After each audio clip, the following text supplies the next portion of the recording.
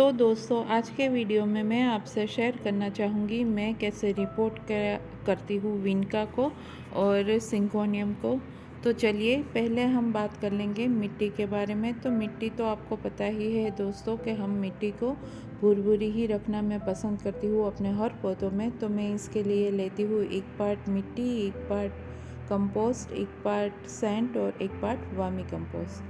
तो इस तरह से हमारी मिट्टी बनी हुई है ऑलरेडी। तो हमने क्या किया है इसमें कि जो हम पुराने पौधे इसमें डालते हैं तब इसकी वर्मी कंपोस्ट या कोई भी कंपोस्ट का पावर है वो पौधा ले लेता है। तो हमें फिर से नई मिट्टी बनानी पड़ती है। नई मिट्टी यानी कि मिट्टी को और हमें ऊर्जा देनी पड़ती है ताकि हम जो अभी पौधे लगाने वाले हैं उसको पूरी एनर्जी मिले उसमें। तो मैंने इसमें वर्मी कंपोस्ट मिक्स कर दिया है और राख भी मिक्स कर दी है। राख आप कोई भी ले सकते हो जो भी आपके एरिया में अवेलेबल हो, वो मिक्स करके मैंने अपने पोट को भर लिया है। और हाँ, पोट में नीचे छेद होना ज़रूरी है। अगर छेद नहीं होंगे तो पानी निकलेगा नहीं। तो आप इस बात का ध्यान रखिए कि आप जो भी पोट ले रहे हैं उसमें नीचे छेद होना बहुत ज़रूरी है। तो देखिए अभी मैं बैग से निकाल रही हूँ सिंगोनियम को। सिंगोनियम के प्लांट की मिट्टी है वो काफ़ी टाइट है, ऐसा मुझे लग रहा है। मैंने पानी दिया था उसके अगले दिन, तो ये अभी गीली है। तो जैसे मैं छू रही हूँ तो वो निकल जा रही है, इसलिए ध्यान से केयरफुली आपको ये काम करना पड़ेगा। धीरे धीरे से आप हो सके तो नीचे से थोड़ी मिट्टी हटा दीजिए ताकि अगर रूट ग्रोथ करे हमारी नई मिट्टी में तो उसको जगह भी मिले और वो आसानी से ग्रो करे। तो देखिए मैंने ज़्यादा मिट्टी को नहीं छेड़ा है क्योंकि ये सिंगोनियम का प्लांट है। तो ऐसे ही मैं रख दूँगी और रिपोर्ट कर दूँगी क्योंकि मिट्टी तो चलेगी मगर रूट में कोई भी अगर डैमेज हो जाएगा तो प्लांट फिर से शॉक में चला जाएगा और फिर से ग्रो करना काफ़ी मुश्किल होगा। इसीलिए मैं ज़्यादा मिट्टी नहीं निकाल रही हूँ।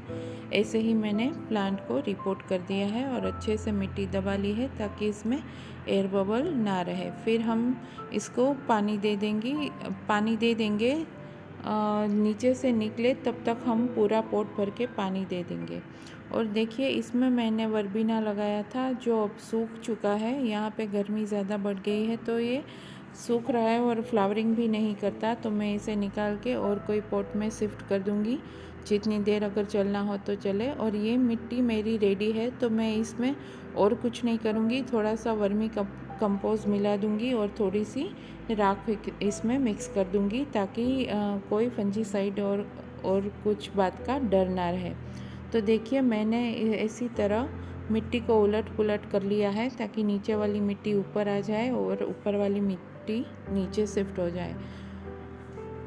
और अगर मिट्टी में थोड़े से गड्ढे आपको दिख रहे हैं तो ये भी मैं हाथों से ठीक कर लूँगी। और फिर इसमें मैंने एक नीम खली भी और मिक्स कर लिया है ताकि मुझे कोई चांस नहीं लेना, क्योंकि मैंने इस मिट्टी को स्टरलाइज़ नहीं किया है, डायरेक्ट मैं यूज़ कर रही हूँ। इसलिए मैं हो सके उतना प्रिकॉशन लूँगी इस मिट्टी में। तो देखिए ये सब मैंने मिक्स कर लिया है और फिर मैं इन सबको मिक्स कर लूँगी। तो मिक्स आपको अच्छी तरह करना पड़ेगा क्योंकि हम मिट्टी को निकाल नहीं रहे, क्योंकि मेरे यहाँ बालकनी में अभी जगह नहीं है इसको रख के स्टरलाइज़ करने की, इसीलिए। वरना आपके पास अगर जगह हो, अवेलेबिलिटी हो तो फिर आप इसको मिट्टी को धूप में 2-3 घंटे तक रखें और स्टरलाइज़ कर ले तो ज़्यादा अच्छा रहेगा। क्योंकि हम इसमें जो भी प्लांट डालेंगे अगर स्टरलाइज़ नहीं होगा और मिट्टी में कुछ प्रॉब्लम होगा तो वो हमारा पूरा प्लांट ही बिगाड़ देगा। तो देखिए ये सब डालने से मेरी क्वांटिटी थोड़ी ज़्यादा हो गई है पॉट में, तो मैं इसे अभी निकाल रही हूँ। एक बार प्लांट अगर लग जाएगा तो बाद में ज़रूरत होगी तो हम देख लेंगे।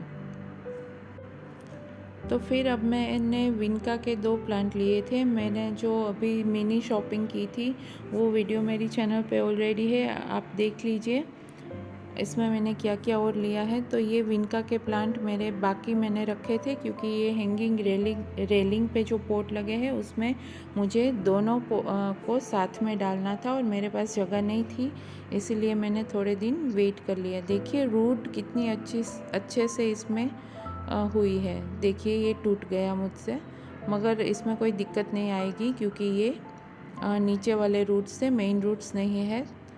तो ऐसे ही हम इसको रख देंगे पॉट में। और ये दोनों कलर मैंने अलग अलग लिए हैं, तो मुझे एक पॉट में 2 कलर साथ में रखना था, इसीलिए मैं इतनी देर मैंने वेट किया रिपोर्ट करने के लिए।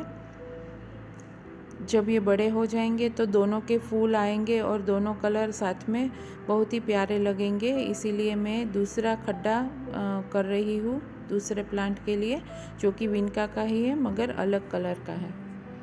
तो जब मैं लाई थी दोस्तों तो इसमें फूल थे, तो मुझे पता है कि इनमें कौन कौन से कलर हैं, मगर वो एक ही ब्रांच थी, इसीलिए मैंने ऊपर से पिंचिंग कर दी है दोनों में, क्योंकि ये अच्छे से फैल जाए और थोड़ा बुशी बन जाए।